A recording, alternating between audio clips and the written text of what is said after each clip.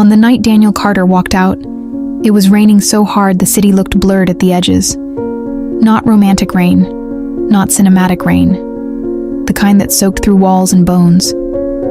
Amelia stood in the kitchen of their small apartment in Brooklyn, one hand pressed against the curve of her 7-month pregnant belly, the other gripping the edge of the counter as if the marble could keep her upright. Daniel didn't yell. That was the worst part. He spoke calmly, detached, already gone in his mind. I can't do this anymore, Amelia. She waited for him to say something softer after that, something human. He didn't. I'm not ready to be a father. I'm not ready for this responsibility. I have opportunities right now. Real ones. Investors. Travel. Growth. Our baby is growth, she whispered. He didn't look at her stomach. He looked at his phone. There's someone else, he added finally. She understands my ambition. There it was. Not even an apology. Just a justification. Amelia felt the baby shift inside her, as if sensing the crack forming in the world. Daniel grabbed his suitcase. He had packed before telling her. That meant he had known for days, maybe weeks. Don't make this dramatic, he said at the door. It's not personal, it's just timing. She laughed then, a broken, hollow sound. You're leaving your pregnant wife. It's not like that. It is exactly like that. He paused for half a second, just long enough to show he wasn't completely empty. Then he left. The door closed, and Amelia Carter became a single mother before she ever held her child. Labor came early. Stress does that to a body. At 2:14 a.m., in a hospital room that smelled like antiseptic and loneliness, Amelia gave birth to a boy. She named him Ethan, because Ethan meant strong. She needed him to be. She needed herself to be. Daniel did not show up. He sent one text. Hope everything goes smoothly. She never replied. The first year was survival. There's something about single motherhood that people romanticize from a distance. They talk about strength and resilience. They don't talk about the exhaustion that makes you hallucinate shadows moving. They don't talk about choosing between paying rent and buying fresh fruit. They don't talk about crying silently in the bathroom so your baby doesn't absorb your fear. Amelia worked remote customer service during nap times. She stitched clothes at night for extra cash. She learned how to cook rice 15 different ways. She sold her wedding ring when Ethan was 5 months old. Not because she needed the money that day, but because she needed to stop touching it. Amelia worked remote customer service during nap times. She stitched clothes at night for extra cash. She learned how to cook rice 15 different ways. She sold her wedding ring when Ethan was 5 months old. Not because she needed the money that day, but because she needed to stop touching it. Meanwhile, Daniel's life accelerated. Through social media, before she deleted it, Amelia saw glimpses, photos in rooftop bars, networking events, a new woman beside him, blonde, polished, from money. Daniel smiled wider in those pictures than he ever had in their tiny kitchen. Good, she thought. Let him be happy, because she was too tired to hate him. By the time Ethan turned 5, he was observant in ways that startled teachers. He didn't ask for toys. He asked questions. Why do some people sleep outside? Why does the bank charge you for being poor? Why do grown-ups lie? Amelia answered carefully. Sometimes people are scared, she would say. Of what? Of losing control. He nodded as if filing the answer away. At 7, he started taking apart broken electronics from thrift stores. At 8, he built a small app that helped his classmates track homework assignments. At 9, he asked his mother, "Why did Dad leave?" She froze. She had rehearsed this moment for years. He wasn't ready to stay. Ethan considered that. Was I the problem? Her voice sharpened. No, he studied her face. He could always tell when she was hiding pain. Then he was afraid, Ethan said quietly. She didn't ask how he knew. Daniel did not contact them for birthdays. He sent child support irregularly, as if it were a subscription he sometimes forgot to renew. Amelia never begged. She never chased. Pride wasn't the right word. It was dignity. When Ethan was 10, something shifted. He won a regional coding competition with a project that predicted small business cash flow risk using simplified AI modeling. Judges used words like visionary. Reporters asked where he learned it. He pointed to his mother. "She knows how money disappears," he said simply. The clip went mildly viral. Daniel saw it. For the first time in a decade, he Googled his son's name, and something tightened in his chest. At 16, Ethan launched his own company, not from a garage, from his bedroom. He called it Horizon Ledger, a platform designed to help small businesses predict financial instability before collapse. He remembered watching his mother calculate rent at the kitchen table.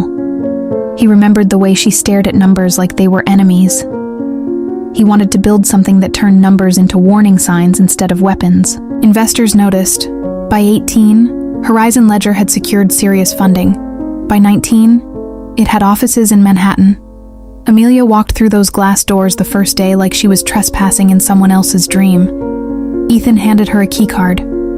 "You built this," he said. "No," she whispered. "You survived. I just coded it." Daniel's company filed for bankruptcy the same year. He didn't tell anyone how bad it was. Pride again. Or maybe shame. When the board replaced him, he told himself it was politics. When creditors called daily, he told himself it was temporary. When the foreclosure notice arrived, he sat in his empty apartment and stared at the city lights. Timing, he thought bitterly. It's just timing. 3 months later, Daniel Carter walked into Horizon Ledger's lobby with a resume in his hand. He hadn't connected the dots. Carter was a common name. The company's founder was listed as Ethan Cole. Amelia had changed her last name back to her maiden name years ago. Daniel approached the receptionist. "I have an interview with HR," he said. He wore his best suit, the one he used to wear to networking events. It hung looser now. Upstairs, Ethan glanced at the candidate list before a strategy meeting. His eyes stopped. Daniel Carter, age 42, former CEO. He felt something unfamiliar stir. Not anger, not excitement. Something colder, clarity. He closed the laptop slowly. "Reschedule my afternoon," he told his assistant. "Why?" "I want to sit in on an interview." Daniel entered the conference room without looking up.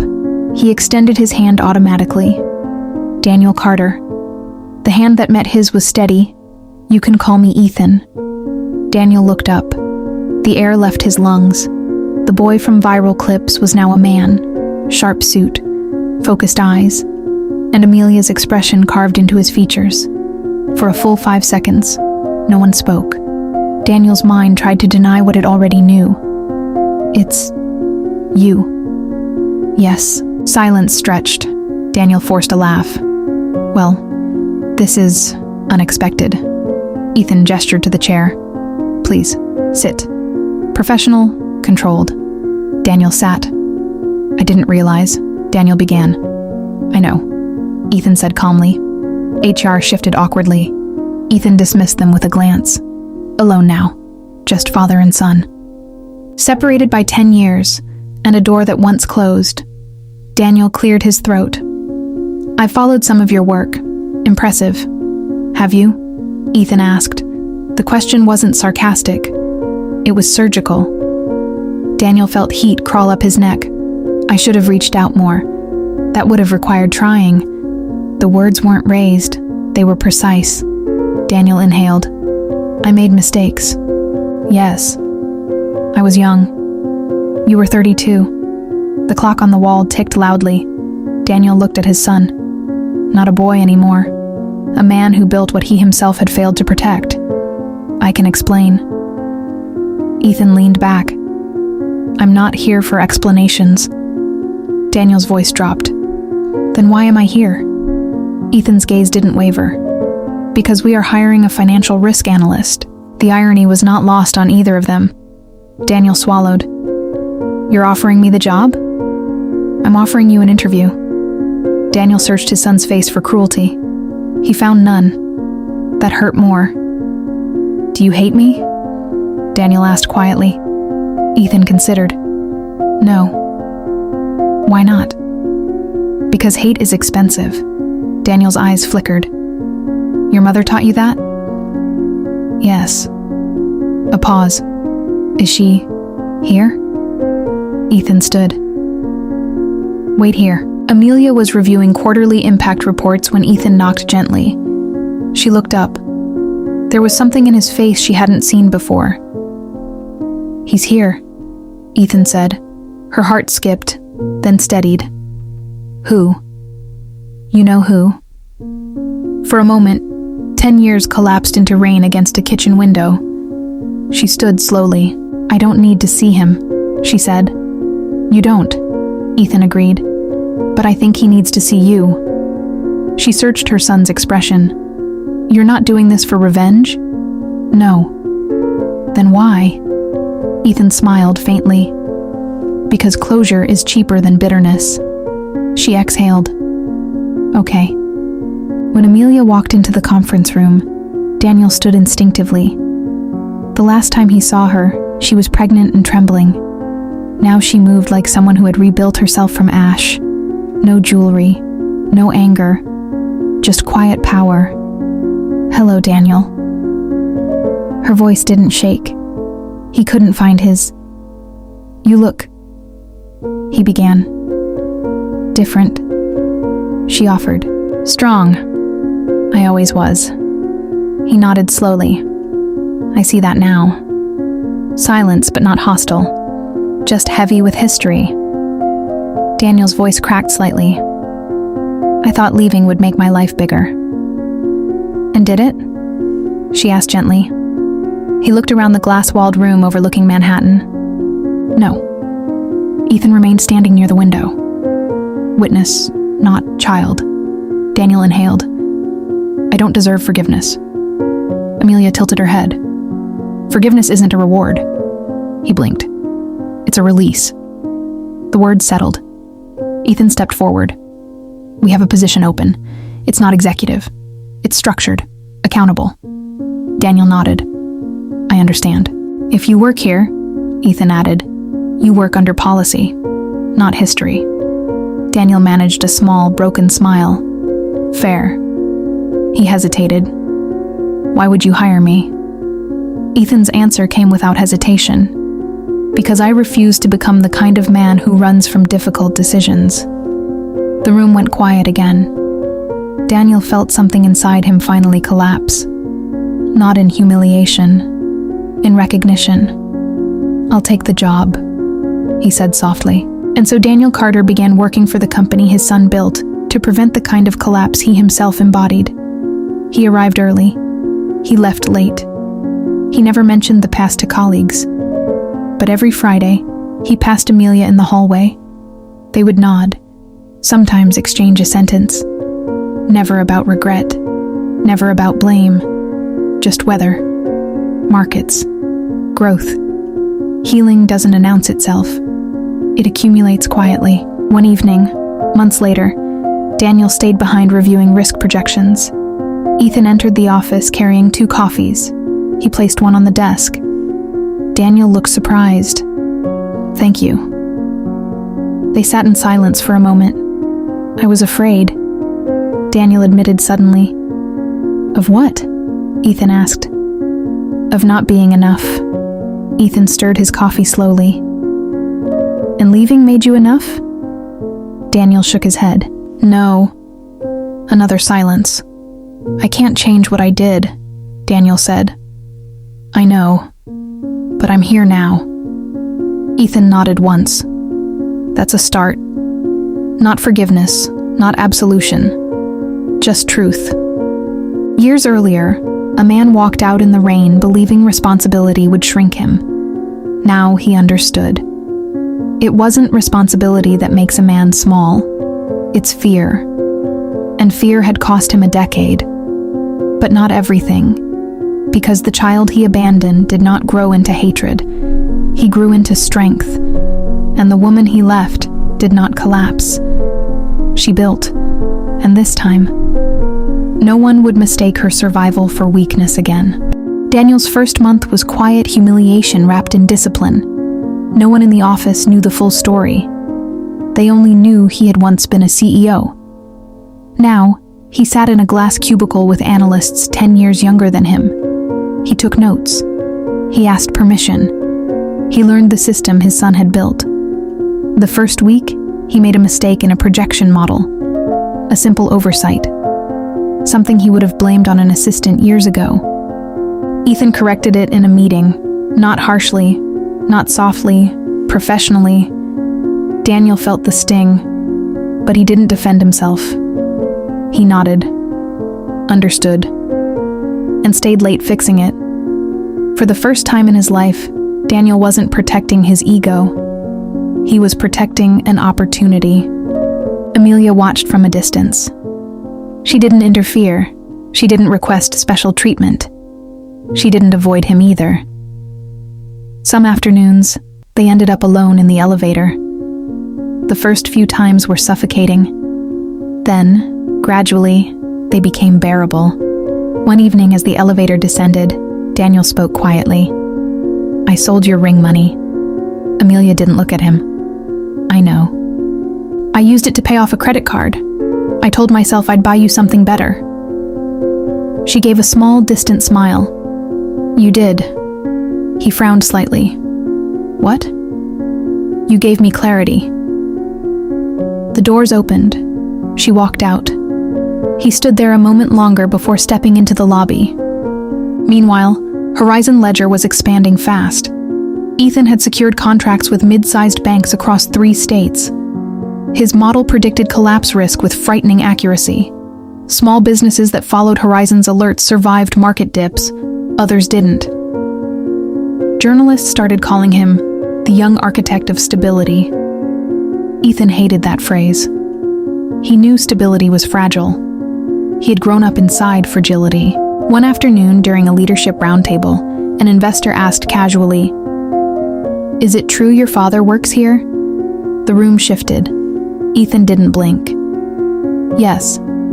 "Is that wise?" Mixing family and business can complicate power structures. Ethan leaned back. "My company exists because I understand what happens when people run from responsibility." Silence. "If I ever let personal discomfort guide my leadership," he added calmly, "we're already unstable." The investor nodded slowly. Conversation moved on. But Daniel, who had overheard part of it outside the glass wall, felt something unfamiliar. Not shame, not guilt. Respect. 6 months in, Horizon Ledger faced its first serious threat. A competitor accused them publicly of algorithmic bias, claiming their risk models unfairly targeted minority-owned small businesses. Media picked it up fast. Headlines spread, investors hesitated. Daniel watched the chaos unfold in emergency meetings. 10 years ago, he would have deflected blame, shifted narratives, controlled optics. Ethan did something different. He called for full transparency. "Release the full model audit," Ethan ordered. "That could expose proprietary architecture," a board member warned. "Then we prove we have nothing to hide." Amelia stood beside her son in that meeting, proud, calm. Daniel saw it, the difference between his past leadership and his son's. One ran from storms. The other stepped into them. The audit proved Horizon Ledger's system was statistically neutral. The competitor's stock dipped instead. Public trust in Horizon doubled. Daniel stayed late that night, reviewing statements. When Ethan entered the office near midnight, Daniel was still there. "You could have protected the code," Daniel said quietly. Ethan shrugged. "If integrity weakens us, then we were never strong." Daniel looked at him for a long moment. "You didn't learn that from me." "No," Ethan replied gently. "I learned it from watching what happens when you don't." The words weren't cruel. They were honest. Daniel nodded slowly. "I'm glad you did." Winter arrived harsh and fast. On a particularly cold evening, Amelia found Daniel alone in the break room. He looked smaller somehow, not physically, internally. She poured tea without asking if he wanted some. She handed him a cup. "Thank you," he said. They sat across from each other. "Do you regret it?" he asked suddenly. "Regret what?" "Keeping him." Amelia's eyes sharpened. "I never considered the alternative." Daniel swallowed. "I thought you would." "I don't abandon what I create." The sentence hung heavy between them. Daniel closed his eyes briefly. "I thought success required sacrifice." "It does," she said. "But you sacrificed the wrong thing." He nodded. For the first time in 10 years, he didn't try to defend his reasoning. He just accepted the truth. A year passed. Daniel never missed a day. He took criticism without protest. He delivered reports on time. Colleagues stopped whispering about his past. They saw only his work ethic. One afternoon, Ethan called him into his office. Daniel entered cautiously. Ethan slid a folder across the desk. Senior Risk Director. Daniel stared at the title. "I didn't expect..." "I know." Daniel looked up. "Why?" Ethan's answer was simple. "Because you earned it." Emotion flickered across Daniel's face. "I don't deserve your generosity." "This isn't generosity," Ethan replied calmly. "It's evaluation. A small silence, and I refuse to let my personal history distort professional judgment." Daniel let out a shaky breath. "Thank you." Ethan nodded once. "Just do the job." That night, Daniel walked home through light snowfall. 10 years ago, he had walked away from a woman in the rain. Now he walked toward something steady. It wasn't redemption. Redemption suggests erasure. This was accountability. Daily. Quiet. Ongoing. 2 years later, Horizon Ledger rang the opening bell at NASDAQ. Cameras flashed. Reporters shouted. Ethan stood at the podium, Amelia beside him. Daniel stood slightly behind, not hidden, but not centered, where he belonged. When asked who inspired him most, Ethan didn't hesitate. "My mother taught me resilience," he said, "and my father taught me the cost of fear." Gasps in the crowd. Daniel didn't flinch. He nodded, because it was true, and truth no longer threatened him. That evening, after the celebrations, the three of them found themselves alone on the rooftop terrace overlooking Manhattan. City lights shimmered below. Amelia spoke first. "We didn't plan this life." Ethan smiled faintly. "No." Daniel looked out at the skyline. "I thought ambition meant never looking back." Ethan glanced at him. "And now?" Daniel inhaled deeply.